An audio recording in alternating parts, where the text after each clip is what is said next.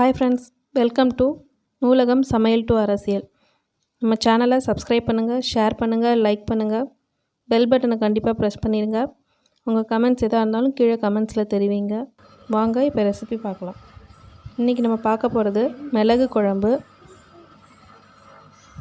இது எப்படி செய்கிறதுன்னு பார்க்கலாம். இன்றைக்கி நம்ம பார்க்க போகிறது மிளகு குழம்பு ரெசிபி. இப்போ இதுக்கு என்ன பொருள்லாம் வேணும்னு பார்க்கலாம். இது வந்து மிளகு 2 ஸ்பூன் எடுத்து வச்சுருக்கேன். மிளகு குழம்புங்கிறதுனால மிளகோட காரம் தான் இதுக்கு ஜாஸ்தி இருக்கணும்.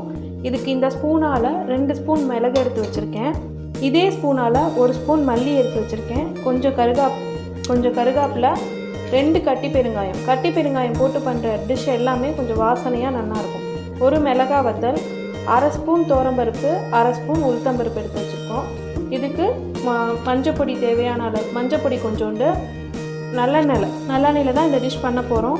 இது வந்து உப்பு தேவையான அளவு.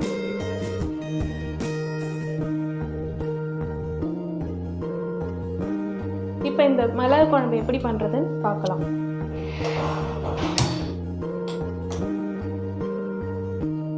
ஒரு இலுப்பச்சட்டியில் நல்லெண்ணெய் கொஞ்சம் விட்டுக்கிட்டு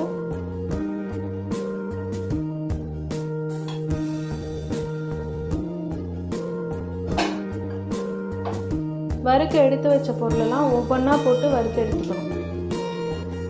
மிளகாய் வத்தல், துவரம்பருப்பு, உளுத்தம்பருப்பு ஃபஸ்ட்டு.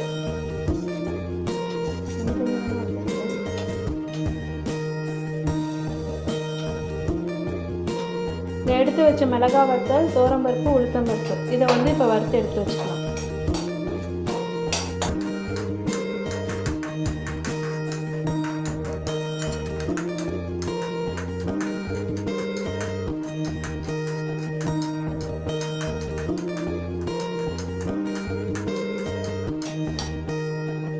சரி, நல்லா செவக்க வறுத்து இந்த பருப்பையும் மிளகா வத்தலையும் ஒரு தட்டில் எடுத்து வச்சுக்கலாம். அடுத்தது மல்லி,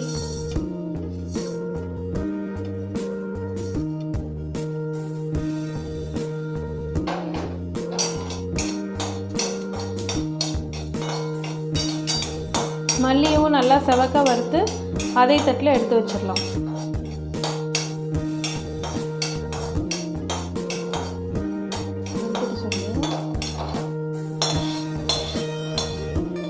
இப்போ இந்த மிளகு,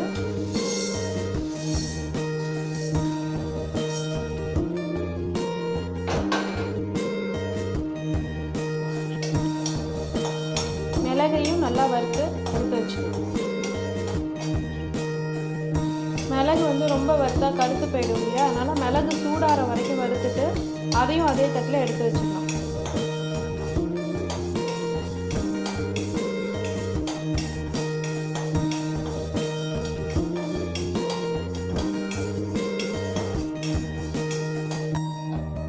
லைட்டாக சூடானோடனே மிளகையும் அந்த தட்டில் எடுத்து வச்சுருக்கோம்.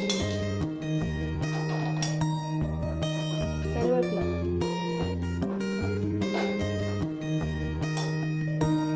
கருவேப்பிலையும் ஒரு பரட்டு,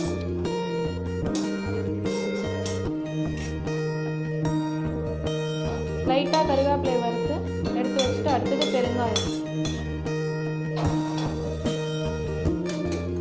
எண்ணெய் கொஞ்சம் விட்டுண்டு பெருங்காயத்தை பொரிச்சு எடுத்துக்கணும்.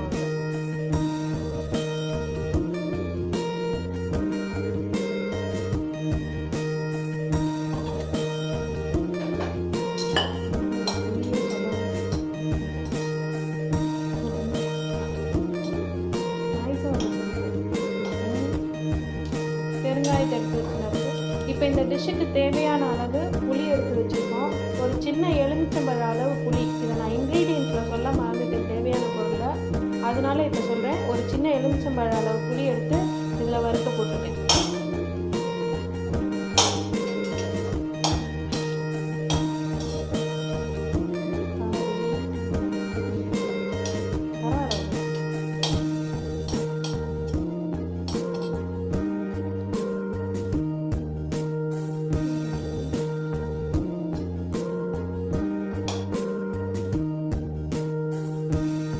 சாரி ஃப்ரெண்ட்ஸ், இந்த புளியை வந்து கொஞ்சம் பிச்சு போடணும். நான் வீடியோவில் கொஞ்சம் ஓடின்னு இருக்கேன்ட்டு நான் அப்படியே முழுசாகவே போட்டுட்டேன். இதை பிச்சு போட்டுக்கிட்டிங்கன்னா உங்களுக்கு சீக்கிரம் வறுப்படும்.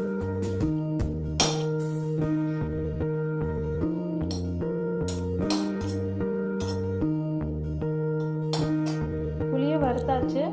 இப்போ இதெல்லாம் ஆற விட்டு அரைச்சி எடுத்துகிட்டு வந்துடுவோம்.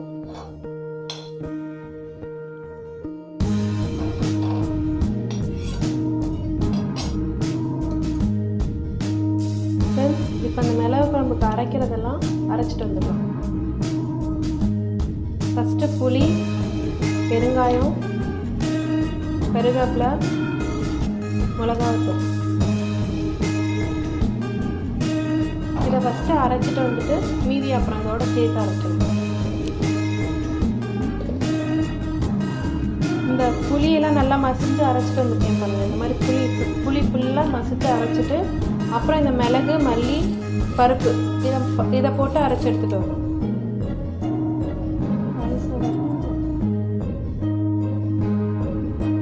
இப்போ இதை அரைச்சி எடுத்துகிட்டு வந்துடுறேன். நல்லா நைஸாக இந்த மிளகு குழம்புக்கு வறுத்ததெல்லாம் நான் இங்கே அரைச்சி எடுத்து வச்சுருக்கேன். இப்போ இந்த குழம்பு எப்படி தாளித்து பண்ணுறதுன்னு பார்ப்போம்.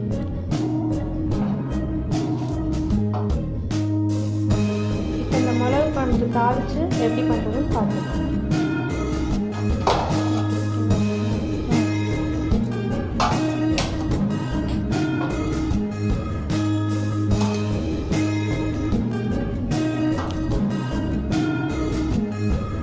இப்போ இந்த மிளகு குழம்பு அரைச்சி எடுத்து வச்சுருக்கிறதுக்குள்ள இது எப்படி மிளகு குழம்பு பண்ணுறதுன்னு பார்க்கலாம்.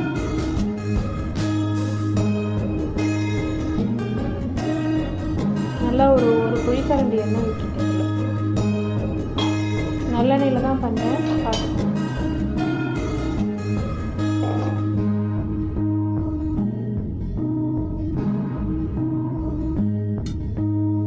தாளிக்கிறதுக்கு நல்லா எண்ணெய் காஞ்ச உடனே ஒரு 1/2 ஸ்பூன் கடுகு,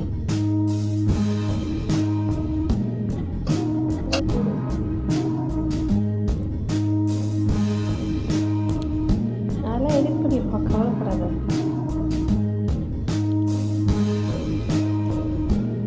கடுகு நல்லா பொரிஞ்ச உடனே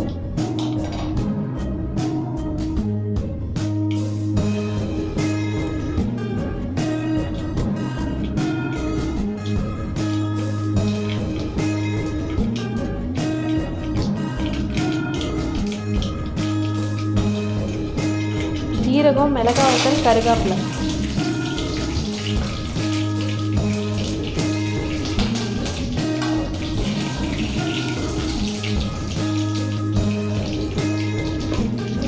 இந்த அரைச்ச விழுதையும் போட்டு நல்லா வதக்கிக்கலாம்.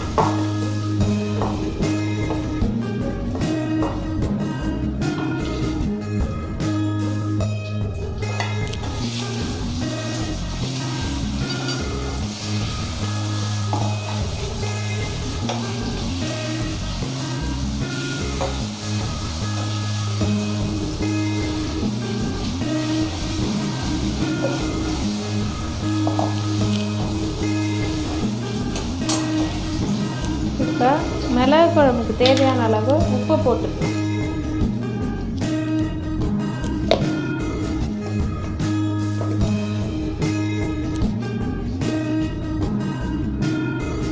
மஞ்சள் பொடி 1/4 ஸ்பூன்.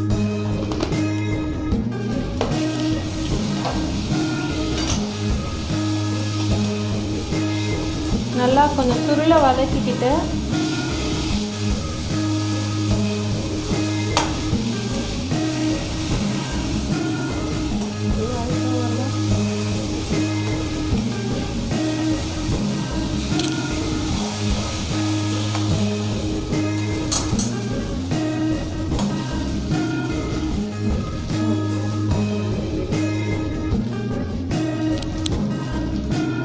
நல்லா சுருளை வதக்கிட்டிங்கன்னா இந்த மாதிரி எண்ணெய் பிரிஞ்சு வரும். அப்போ வந்து இந்த தண்ணி பாத்திரத்தில் எடுத்து வச்சிடணும் இல்லையா, அந்த விழுதோட தண்ணி விட்டு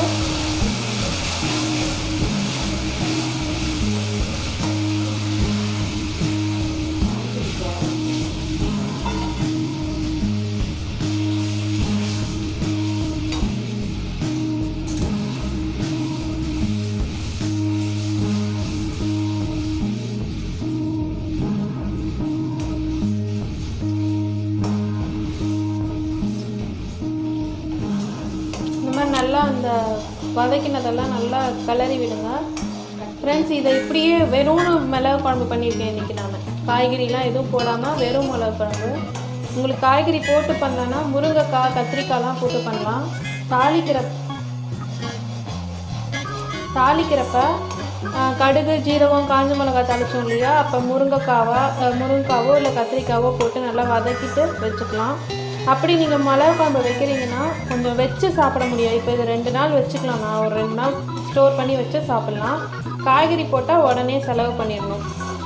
அப்படி இல்லாமல் பூண்டு போட்டு மிளகு குழம்பு வச்சா இன்னும் சூப்பராக இருக்கும். தாளித்த உடனே பூண்டை போட்டு நல்லா வதக்கிட்டு மிளகு குழம்பு வைக்கலாம். இந்த பிரசவமானவங்களுக்குலாம் இந்த மிளகு குழம்பு வச்சு கொடுப்பாங்க. ரொம்ப நல்லது, ஜீரணத்துக்கு ரொம்ப நல்லது. இந்த மிளகு குழம்பு டைஜஷன் ஆகும். சாப்பாடு டைஜஷன் ஆகாமல் கஷ்டப்பட்டுட்ருக்காங்க அப்படின்னா மிளகு குழம்பு வச்சு கொடுப்பாங்க.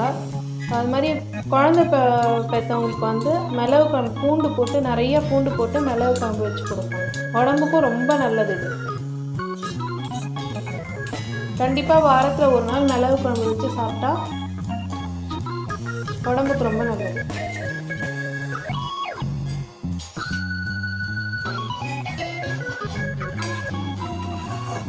இப்போ இது நல்லா கொதிச்சு வரட்டும்.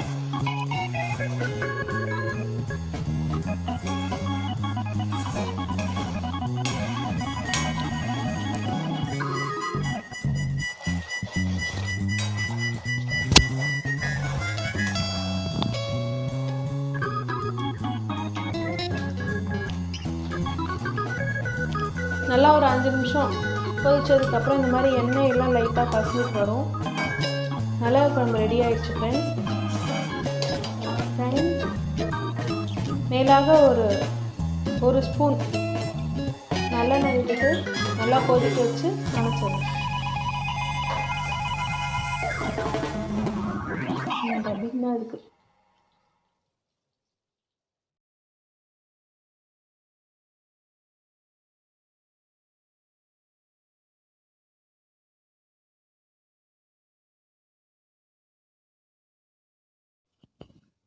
ஹாய் ஃப்ரெண்ட்ஸ், மிளகு குழம்பு எப்படி செய்கிறதுன்னு இப்போ பார்த்தோம்.